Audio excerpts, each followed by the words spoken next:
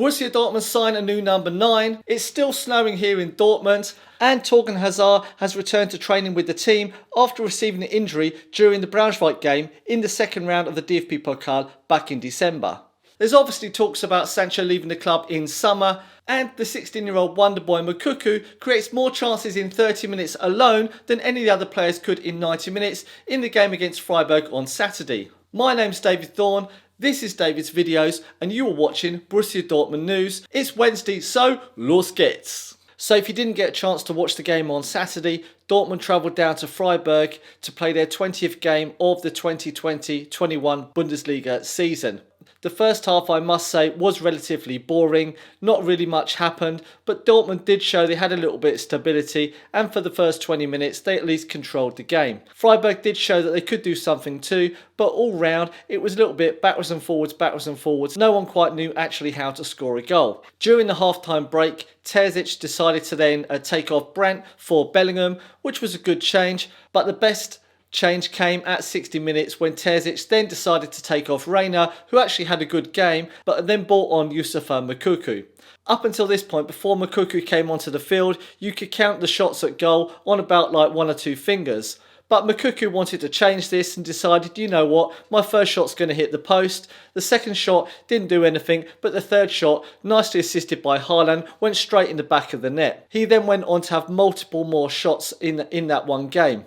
Remembering, this is a 16-year-old boy who came on for 30 minutes and managed to have more shots in that 30 minutes than all of the players, 4 of them actually, managed to shoot in 90 minutes. This has got to be a big signal from Moukoko to the other players, training team and management to say, hey, you left me on the bench, and when I came on, I instantly started creating goal chances. Haaland is a fantastic player and he has broken lots of records, but Youssoufa Moukoko actually broke the first record on his first game that he played in the Bundesliga, and then broke the next record when he played in the Champions League. So he's already breaking records as it is. How quickly he can get his 5th goal to be in the other records is another question, which I don't doubt whatsoever.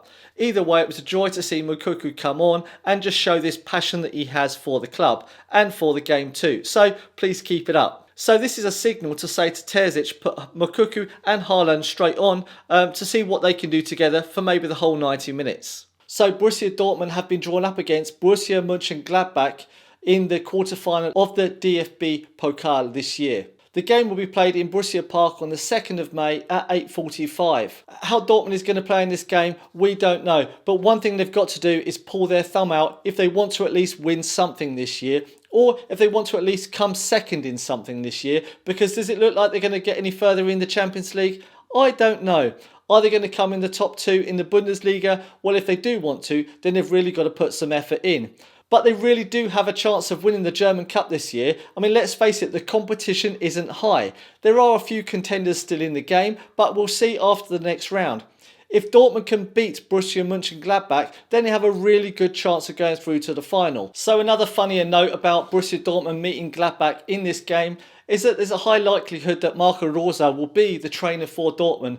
But right now it is only a rumour and there's been no concrete facts being said about it. It does, however, seem though that Marco Rose is happy at Gladbach, and he did explicitly say in the last game that there should be no reason why he won't continue there. In all fairness though, if Erdin Terzic can go on to win the DFB Pokal, if he also managed to get Dortmund to finish in the top 4 to qualify for the Champions League, then I think he's actually managed to do something. Now, I've said in another video whether or not it's the fault of Erdin Terzic or it's the fault of management, Michael Zorc, Sebastian Kehl or something else, but we will find out over the rest of this season.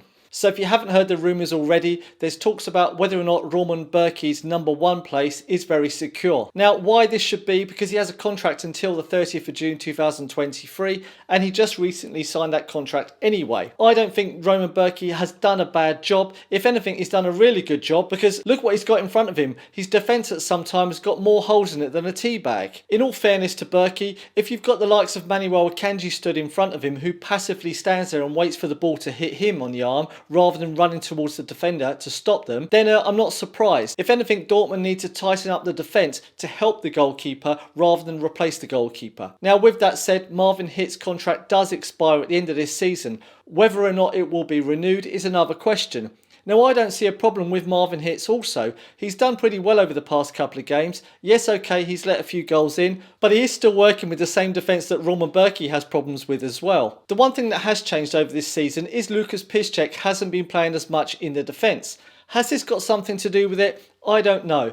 Is it the fault of Roman Berkey or Marvin Hitz, or is it the fault of Manual Akanji or other defenders? Now, there are candidates at the moment for who will take Roman Berkey's place in the goal, but my money's down on Roman Berkey staying between those two posts for the next few years at least, and probably longer than 2023. What's your opinion about this? Do you think that Dortmund will spend more than 10 million on a goalkeeper? Another question to ask is which goalkeeper is going to want to come to Borussia Dortmund with the defence that they currently have, if they're already getting paid a good salary where they are? The only thing that we can do is wait to see what Michael Zorc and Sebastian Kehl have up their sleeves. When I said Dortmund had signed a new number 9, it wasn't clickbait, it is absolutely true. Yesterday, Dortmund signed a 16-year-old Dutch youngster to be in their under-17 Borussia Dortmund team. So it hasn't been made officially public by Borussia Dortmund yet, but it has been officially made public by everyone else that Dortmund has signed a Dutch 16-year-old, Julian something, can't pronounce his name, Rijkhoff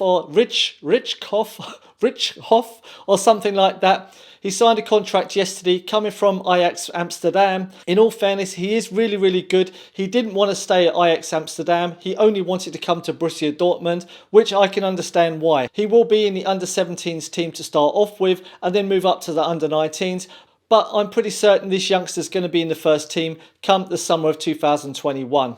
If you haven't seen any of his scouting videos already, he is really good. Now granted, he is still young, he is 16 years old, and he hasn't actually played at the level of the Bundesliga or Premiership or Champions League like the likes of Haaland and so on. But don't forget, we have already seen the likes of Christian Pulisic, Jadon Sancho, Thomas Rachel, Youssoufa Moukoko and others come through the youth teams and be given their main place in the first team. Now, how long will Haaland stay with the way that Borussia Dortmund is playing? It's more than likely that Haaland won't stay very long if he's worth so much money and so many other teams want him. Let's face it, we have the likes of Stefan Tigges, Youssoufa Moukoko sat on the bench ready and willing to take his place. Time will tell with Borussia Dortmund. I mean, let's face it, it's a hard time right now and the finances are only going to get harder. And if you've got two players like Jadon Sancho and Haaland, both worth more than 100 million each, at one point you're going to need to sell them and you're going to need to utilise your younger players. But at least Borussia Dortmund does have a youth team and it does have some really good players as well. What are your thoughts about the transfer news? How do you think Borussia Dortmund will do in the quarterfinals against Borussia Mönchengladbach? Do you think that Dortmund will qualify for the Champions League this year? And do you think that there is a problem with the training team, or is this problem more with the management team instead? With regards to Sancho, do you think he will stay after the summer?